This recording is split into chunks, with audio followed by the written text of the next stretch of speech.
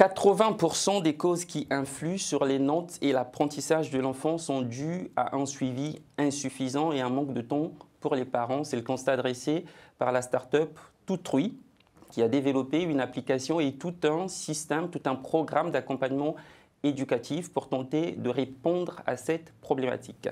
Pour en parler, j'ai le plaisir de recevoir Angué Olivier Daris. Bonjour. Bonjour, monsieur. Vous êtes le fondateur de Toutrui. Qu'est-ce que c'est exactement? Toutrui est une entreprise qui est spécialisée dans l'éducation, qui développe en fait tout un environnement d'application qui permet d'accélérer l'intégration pédagogique des enfants. Alors l'entreprise a été créée, ensuite une application qui porte le même nom, Toutrui, en 2015, si mes informations sont bonnes. Comment est venue l'idée de ce projet? Quel était le déclic? En 2015, j'étais étudiant en master et j'avais une camarade qui n'osait poser ses questions en classe. Et elle avait ce problème de timidité. C'est-à-dire qu'elle disait, en fait, je ne peux pas poser mes questions en classe parce que j'ai peur que mes amis me traitent de stupide, que ma question soit vue comme étant bête. Et finalement, elle accumulait des lacunes. Et donc, là m'est venue à l'idée, en fait, parce que je suis à l'initiative et puis il y a beaucoup d'autres personnes qui m'ont rejoint, là m'est venue à l'idée de créer une application sur laquelle elle peut déclarer ses incompréhensions en restant anonyme. Et une fois qu'elle a déclaré ses incompréhensions, la question est renvoyée au professeur et le professeur peut répondre. Et c'est vraiment une application qui a fait un émoi au sein de la salle parce qu'il n'y avait pas, elle s'appelait Lily, il n'y avait pas d'ailleurs qu'une seule Lily au sein de la classe parce que toute la classe a commencé à utiliser parfaitement l'application et nous avons commencé à remonter des statistiques en fait au professeur pour lui dire sur telle notion que vous avez dispensée aujourd'hui, 90% d'élèves n'ont pas compris. Et ça a tout changé au sein de la classe, ça a délié même les paroles. Donc, un écosystème en fait digital qui permet l'interaction de façon anonyme ou... De façon anonyme, mais finalement, elle avait le choix d'être anonyme ou pas. Et vous voyez que le fait de choisir d'être anonyme ou pas permettait aussi de dire au professeur, finalement, si 90% d'enfants choisissent l'anonymat, ça veut dire qu'il y a une forme de défiance en fait au sein de la salle.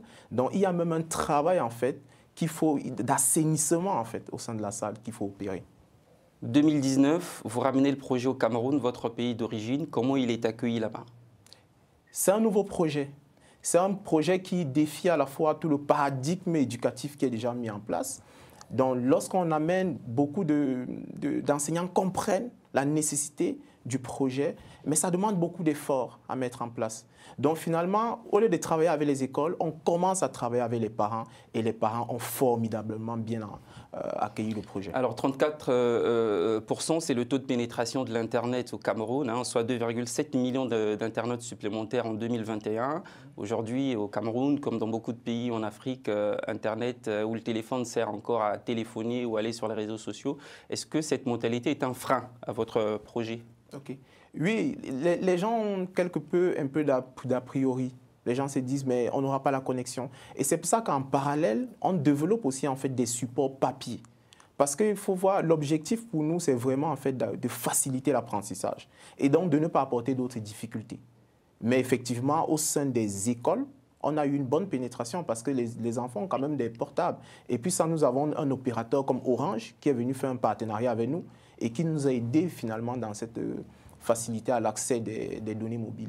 Au Cameroun, aujourd'hui, est-ce qu'on peut évaluer, est-ce qu'il y a des chiffres, des statistiques sur le nombre d'élèves qui utilisent cette application ou finalement qui aujourd'hui ont évolué grâce à cette application? Oui, nous avons 10 000 élèves qui ont utilisé l'application et 2 000 enseignants qui ont utilisé l'application pendant le Covid. Alors, de l'application, vous êtes passé à tout un programme d'accompagnement éducatif de façon très simple et claire. Comment ça fonctionne? J'aimerais faire une analogie rapide.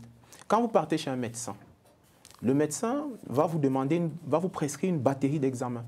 Ça, c'est pour établir le diagnostic de la maladie. Vous souffrez de quoi?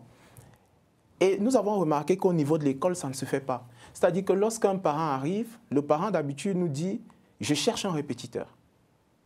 Mais lorsque nous réalisons le diagnostic, nous nous rendons compte que la difficulté que l'enfant rencontre, ce n'est pas le répétiteur, ce n'est pas un répétiteur ou bien un agent de soutien scolaire qui pourrait apporter la solution.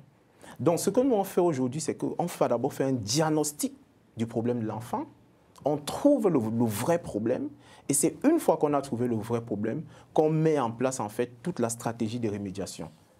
Et j'aimerais ajouter par là, par exemple, un facteur qui est super important, c'est que 80% d'enfants et de parents ne connaissent même pas leur profil d'apprentissage. Alors que le profil d'apprentissage est un facteur clé dans l'apprentissage d'un enfant. Ça veut dire quoi, le profil d'apprentissage? Voilà. Le profil d'apprentissage, c'est un profil qui permet de comprendre comment un apprenant se comporte lorsqu'il est en situation d'apprentissage. Vous voyez, par exemple, très rapidement, il y a des enfants qui sont visuels. Ils ont besoin d'illustrations pour comprendre. Il y a des enfants qui sont kinesthésiques, qui ont besoin d'exercices pour comprendre. Et vous voyez très rapidement que lorsqu'on se trouve dans une classe, si le professeur, lui, il est auditif, donc utilise la voix pour dispenser son cours, et qu'il y a un enfant qui est kinesthésique, lui ne comprend pas. Et l'enfant, parce que lui ne comprend pas, et l'enfant va se dire, mais pourquoi je ne comprends pas alors que j'ai d'autres camarades qui comprennent? Et à ce moment-là, l'enfant se dit, c'est parce que moi, en fait, je suis bête. Vous voyez? Alors qu'en réalité, c'est une question, en fait, de profil d'apprentissage. Et donc, c'est super important. Et là, je fais un appel directement aux parents qui nous regardent. Il faut absolument que vos enfants puissent connaître leur profil d'apprentissage. Il est même conseillé d'ailleurs que dans les classes, les enfants puissent écrire leur profil d'apprentissage, poser devant la table, de telle façon en sorte que quand le professeur vient expliquer le cours, il dit « Ah, j'ai affaire à un enfant kinesthésique, je dois adapter ma méthode explicative ».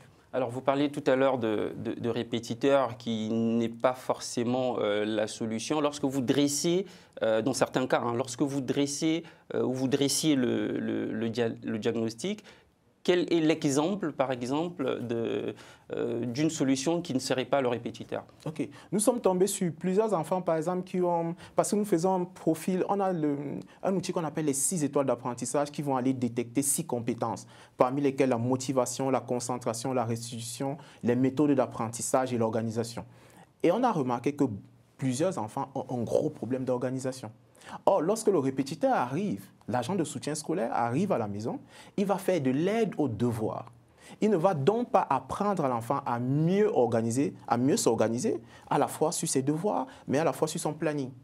Et c'est un énorme facteur. Et je veux prendre la motivation aussi. On a beaucoup d'enfants qui n'ont pas de motivation, qui ne savent même pas le métier qu'ils feraient dans l'avenir. Et à ce moment-là, nous, par exemple, on va travailler avec des psychologues. Ouais, donc là, effectivement, l'agent de soutien scolaire est totalement inadapté pour cette problématique.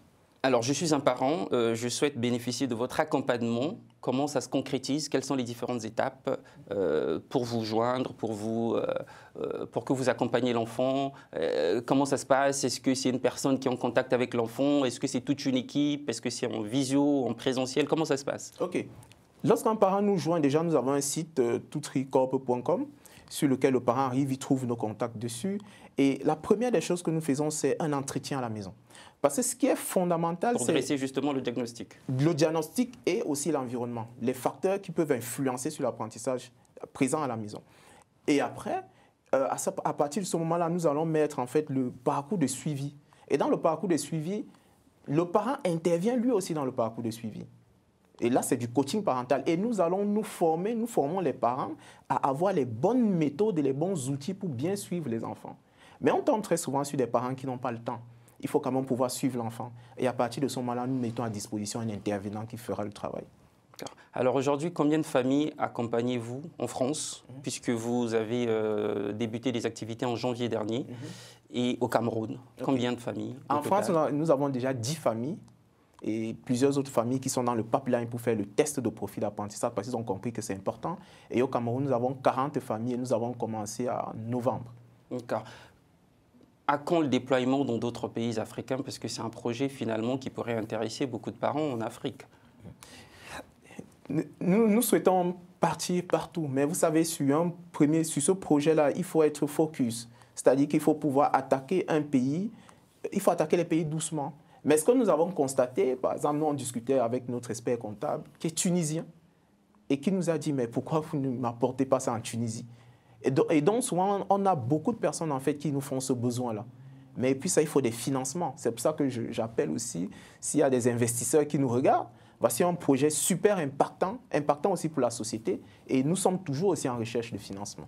D'accord. Alors, aujourd'hui, comment vous travaillez? L'équipe est composée de qui exactement? De jeunes, j'imagine? Oui, de jeunes, mais aussi de... Quel profil? OK, on a de tous les profils, on aura des ingénieurs, on aura des médecins, parce qu'on travaille aussi avec des spécialistes. On a développé une plateforme qui est un Doctolib en fait pour l'éducation. Donc ça veut dire que vraiment les psychologues, toutes les personnes qui tournent autour de l'apprentissage interviennent en fait. À ce jour, comment vous financez le projet? À ce jour, on finance le projet en fonds propres. Ce n'est pas trop compliqué? C'est compliqué, mais nous savons le sacrifice et la raison. C'est une mission de vie pour nous. Et c'est compliqué, mais nous le faisons d'abord en fonds propres parce que nous savons là où nous voulons aller, ce que nous voulons apporter comme impact, à la fois pour notre pays, mais également pour la société, parce qu'on a remarqué que c'est extrêmement fondamental, même ici en fait. Olivier Daris, merci d'être venu sur ce plateau. Je rappelle que vous êtes le fondateur de Toutrui, qui est donc une application et tout un programme d'accompagnement éducatif, scolaire pour les enfants, aussi bien en Afrique qu'ici. Merci d'être venu. Merci à vous. Merci à vous d'avoir suivi ce numéro de l'entretien du jour qui se referme. À très vite sur Télé Sud.